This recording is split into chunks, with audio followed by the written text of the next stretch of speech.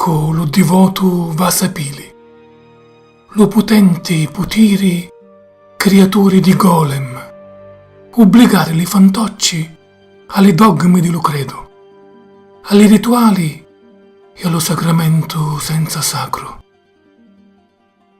E culto di lassimigliare a Dio lo forgiare fantocci, per farsi lusingari a connescindere dopo l'allabbriamento, e mania di grandezza e di magnificenza, accattare con loro l'animo umano, rendendolo rancido?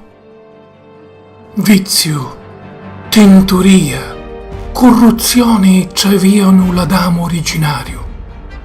Iddio e lo potente polemico, sofiste come un signaro rifardo.